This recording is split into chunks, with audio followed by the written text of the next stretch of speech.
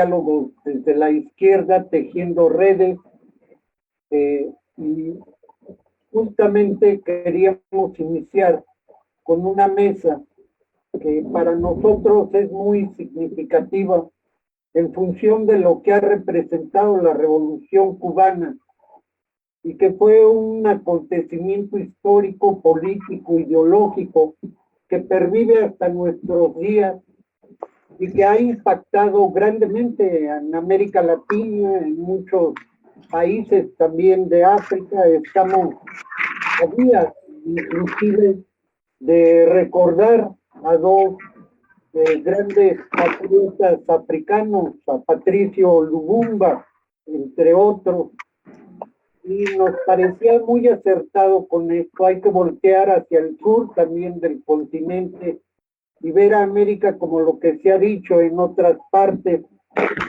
continente de la esperanza. Pero también es refrendar nuestra solidaridad con la revolución y el pueblo cubano desde el MCM en este día. Por eso, bueno, queremos agradecerle la participación al compañero Paco Rosas. Gracias, Paco, por tu presencia, y al camarada José Ali de la Asociación de Residentes Cubanos en Puebla. Muchas gracias. Aquí esperamos que la compañera Tamara, una muy buena cantante, se incorpore más tarde. La mesa la va a conducir el compañero Cardón, y él les va a dar las instrucciones de la intervención y todo lo demás. Adelante, Cardón. Muchas gracias, camarada Gerardo. Pues sean todas y todos bienvenidos. Un saludo y un abrazo. Esperemos sea un año de lucha y prosperidad. Una buena batalla de clases.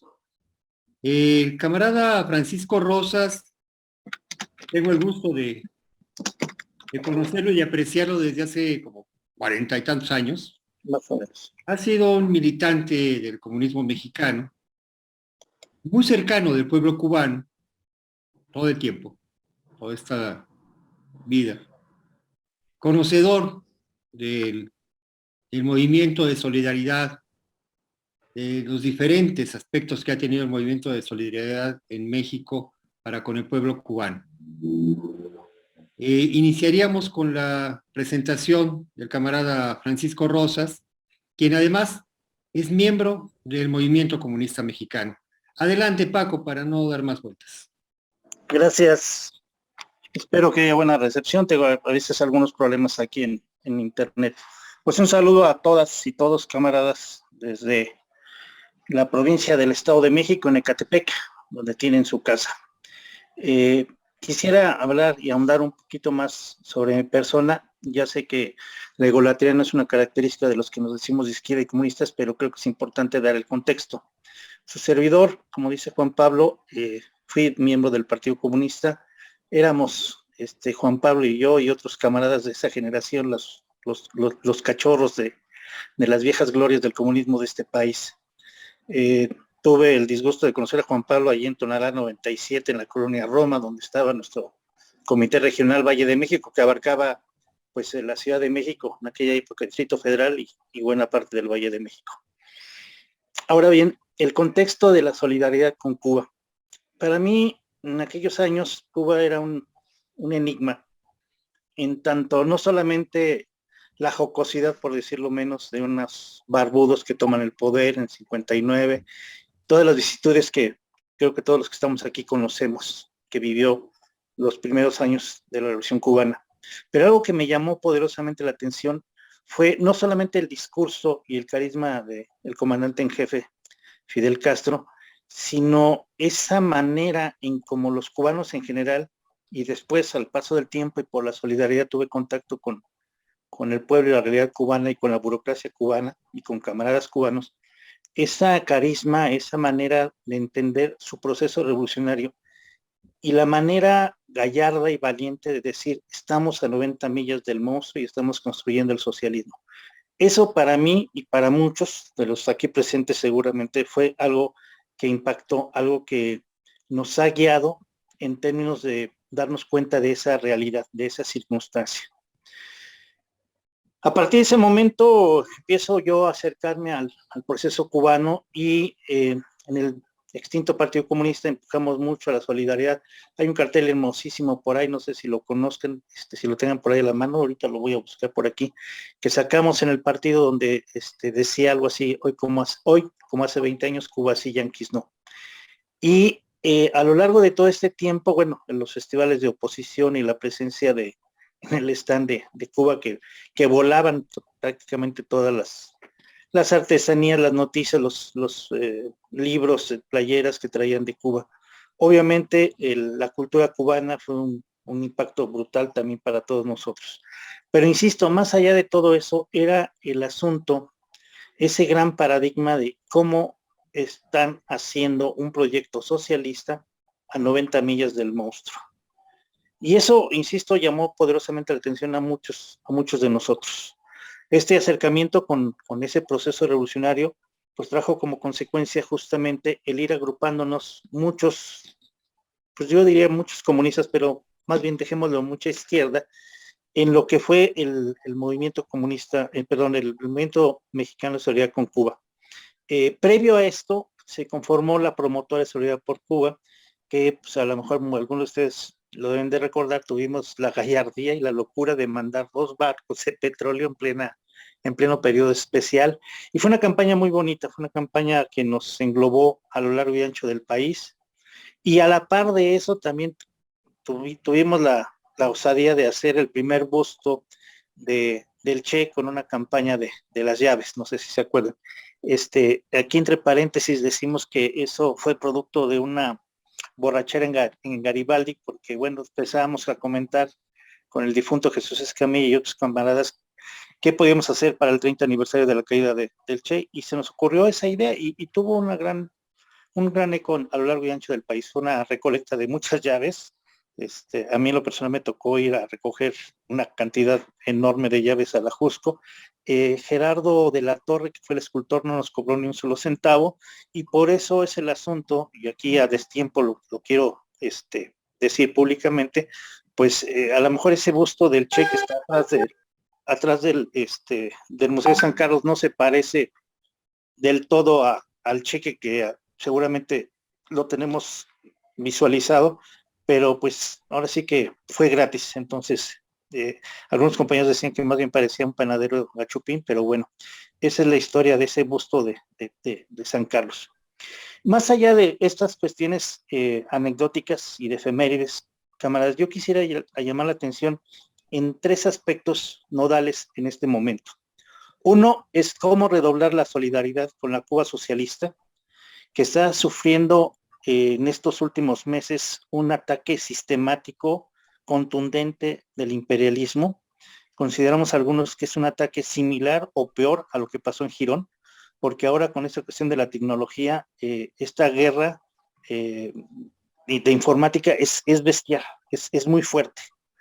Y por desgracia, en tanto a las circunstancias del bloqueo, que es otro de los rasgos fundamentales por los cuales tenemos que redoblar la solidaridad con la Cuba socialista, pues es eso, lograr tumbar ese bloqueo que no sé si tuvieron, lo voy a buscar aquí, pero bueno, voy a tener muchas referencias a internet, pero hubo una declaración de un rockero, se me fue el nombre, Waters, en donde describe qué es el bloqueo y lo puso de una manera muy gráfica, muy fuerte, en tanto hacía el ejemplo de una casa, ¿no?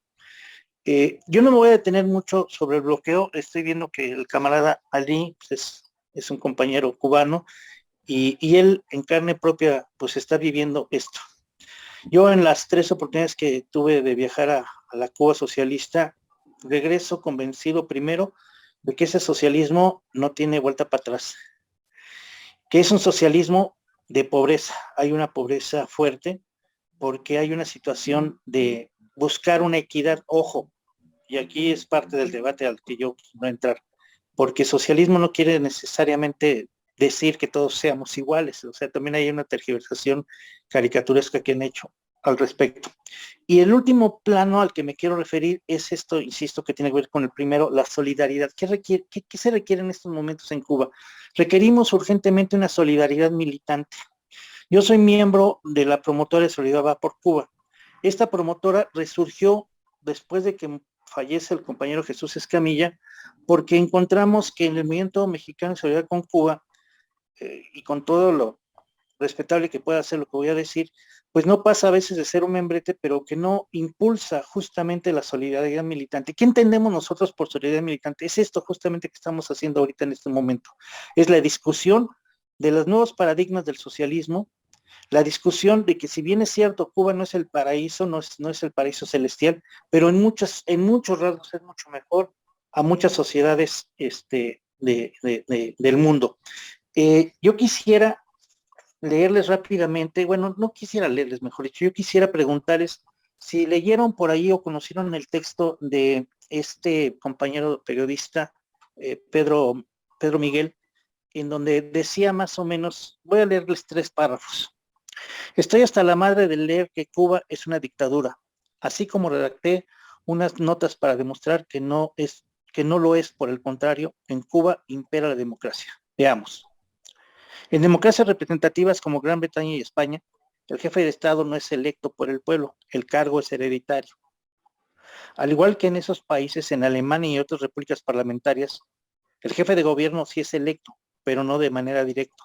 Los electores votan por representantes y son estos los que eligen al jefe de gobierno. Lo mismo pasa en Cuba. Los ciudadanos eligen cada 5 años a los integrantes de la Asamblea Nacional del Poder Popular, de 605 diputados. La Constitución señala que es el órgano supremo del poder del Estado y representa a todo el pueblo y expresa su voluntad soberana. La Asamblea Nacional del Poder Popular elige de entre sus diputados a quienes integran el Consejo de Estado, órgano que la representa entre uno y otro periodo de sesiones, ejecuta sus acuerdos y cumple las demás funciones que la Constitución y la ley atribuyen. Hasta aquí quisiera dejar este asunto de la democracia. Hay todavía tela de qué hablar. Y nada más quisiera, ¿cuánto tiempo me queda? Señalarles el asunto de la esperanza de vida que hay en Cuba, partiendo, insisto, del hecho de que hay un bloqueo, y reitero, me gustaría si alguien puede buscar esa declaración de Roger Waters sobre qué es el bloqueo en Cuba y que lo pudieran leer. Yo, insisto, las pocas veces que he viajado a Cuba, lo veo, lo percibo, y a pesar de este bloqueo criminal, de este bloqueo asesino, Cuba tiene una esperanza de vida para estos años de 78.8 años. Voy a mandar al grupo del MCM un video que me acaba de llegar ayer antier sobre la vacuna. Es decir, fíjense, los paradigmas o las cosas que son a veces poco entendibles para la contrarrevolución y que le sacan mucho provecho. Un país subdesarrollado como Cuba, con la esperanza de vida que acabo de mencionar de 78.8 años, en plena pandemia, un país con muchas situaciones. Obviamente hay también, y no lo queremos ocultar, al menos no la promotora va a ocultar realidades que existen, sí hay un descontento social en Cuba, producto también de una serie de manipulaciones y del fake news y todo esto, y que también, como lo he expresado abierta y públicamente, de repente en esas posiciones maniqueas dicen, es que en Cuba, por ejemplo, cuando estaba la cuestión de los balseros, ¿no? Sale la pobre gente y la cuestión del IAN y todo eso que se tejieron durante tantos años, la ley esta que protegía a los migrantes cubanos de tocar territorio norteamericano y ya con eso automáticamente adquirían la ciudadanía norteamericana. Todas esas situaciones hacen aquí una situación anormal, digamos, de la emigración económica. No tengo el dato, pero números más, números menos, pues más o menos bueno, en aquellos años, estoy hablando de los inicios del 2000, el flujo de migrantes cubanos y el flujo de migrantes mexicanos era mucho más grande el mexicano, por obvias razones. Pero así como salen nuestros paisanos a buscar nuevos derroteros y nuevas maneras de mejor vivir, pues sucede en todo mundo. Nada más que aquí el asunto de la migración cubana pues, es manipulada por las famosas fake news. Sí, hay descontento social, hay un sector de la juventud que no está de acuerdo con el sistema y que obviamente, y con esto quiero terminar, hay que entender que lo que se vive en Cuba se llama socialismo. Para algunos entendemos el socialismo como la dictadura del proletariado, otros nada más la dejaremos como la democracia proletaria, pero obviamente para los Loret de Molas, para los Joeles Ortegas, para los Jorge Castañedas y toda esta récula de tipejos, pues eso es sinónimo de la dictadura, es sinónimo del descontento, es sinónimo de muchas cosas. ¿Faltan muchas cosas por hacer en Cuba? Sí, definitivamente, pero reitero, no es un paraíso, pero es mucho mejor en muchos aspectos a esta sociedad que vivimos en nuestra patria. Un último comentario, la relación de Andrés Manuel con respecto a, o mejor dicho, de la cuarta T con la versión cubana, yo sí llamaría mucho la atención que analicen el discurso que dio el presidente Miguel Díaz-Canel en el Zócalo de la Ciudad de México el 16 de septiembre, junto con el discurso que dio, por cierto, el secretario de Defensa Nacional de nuestro país. Están pasando cosas interesantes en el mundo y la relación Cuba-México se está fortaleciendo. Tuvimos la posibilidad, y esto también lo quiero señalar, de ponernos en contacto, porque previo al asunto del envío de las vacunas, tuvimos contacto con Lázaro Cárdenas Batel y logramos de alguna manera la promotora, porque era la idea que la sociedad civil, y ese es el llamado que hago, compañeros, camaradas, que la sociedad civil mexicana aporte y apoye el proceso de solidaridad con Cuba. Nosotros logramos mandar, no tengo ahorita el dato preciso, pero logramos mandar guantes quirúrgicos. Todo hace falta en Cuba, pero habría que prepararnos para hacer un acopio no de medicamentos, por ejemplo, se me ocurren los guantes o las jeringas, ¿no? Ahora porque con la cuestión de la llegada de los tres prototipos de vacuna, pues se requieren jeringas. Entonces, yo sí haría la propuesta a partir como tarea inmediata de esta plática, pues que hagamos una gran campaña nacional en la medida de nuestros recursos y posibilidades de mandar estas jeringas a la hermana República de Cuba. Gracias. Faltó tiempo, camarada, pero muchas gracias. Ya habrá oportunidad más adelante. Antes de darle la palabra al camarada José Ali, y retomando el tema de cuál ha sido desde el inicio, desde el 1 de enero de 1959, el efecto de la Revolución Cubana en América Latina, y aquí me voy a tomar unos minutos. Yo quiero recordar que el panamericanismo de Kennedy, la respuesta del imperialismo en todo el continente fue brutal. Es decir, metió una extraordinaria cantidad de recursos económicos, pero también los 60s es una década de dictaduras, de represión, de persecución y de muerte en todo el continente, incluyendo México. Este asunto, bueno, a México vino Kennedy un par de veces, vino a inaugurar unidades habitacionales financiadas desde el Departamento de Estado, metieron armas para los ejércitos, adiestraron fuerzas especiales, el FBI capacitó, amaestró a los agentes de la Dirección Federal de Seguridad. Hubo una cantidad de eventos que pues, estaban ellos preocupados, ¿no? Las dictaduras de Sudamérica, prácticamente la década de los 60 fue de dictaduras y de un golpe de Estado tras otro en muchos de los lugares. También hubo mucho querer emular el camino guerrillero en América, sobre todo en Centroamérica y en América del Sur, y casi todos fracasaron. ¿Sí? Fue una mala apuesta que terminó en 1967 desastrosamente con la muerte de Che en Bolivia. Y esto es todo un fenómeno que también tenemos que analizar. Lo que dice Paco con relación a no solamente la música, sino el movimiento cultural en su conjunto fue un detonante para la nueva creación de un lenguaje, de nuevos símbolos de la izquierda latinoamericana. A partir de entonces se refrescó el ambiente cultural. que venía mucho del estalinismo y de aquello, de la imagen rígida, del socialismo representado, aquel realismo socialista, ¿no? Que eran superhombres y supermujeres, así, para hacer algo más tropical, más alegre, más creativo, más incluyente. Y sobre todo, que había mucha creatividad en la juventud que pudo ser retomada.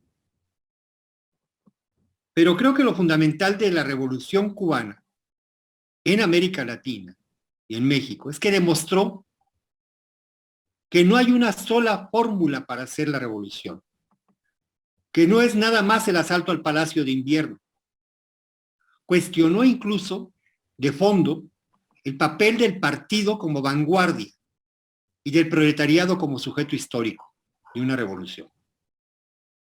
Se empezaron a imaginar muchas formas de hacer revolución y así sucedió luego en Argelia y sucedió en otros lugares, en donde no era el partido en sí mismo, se esperaba el desarrollo absoluto de las relaciones de producción, etcétera, etcétera, para hacer una revolución, y empezaron a haber movimientos de liberación nacional por todos lados.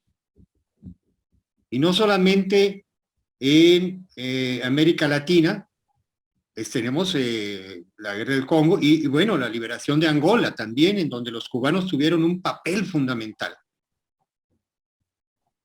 Ahora, efectivamente, había una extensísima campaña de propaganda negra a lo largo de estos 63 años en contra de la Revolución Cubana. En Puebla vivimos una dirigida desde el episcopado, desde el arzobispado, cuando estaba Octaviano Márquez y Toriz. Se aventó un rollote que fue repetido en todas las iglesias de la nación en contra de la Revolución Cubana, advirtiendo que ahí venía el comunismo y que iban a hacer cuanto destrozos se imaginaron. Pero además, ahí se reforzaron los grupos de la ultraderecha, se armaron, atacaron a los comunistas y a los movimientos populares.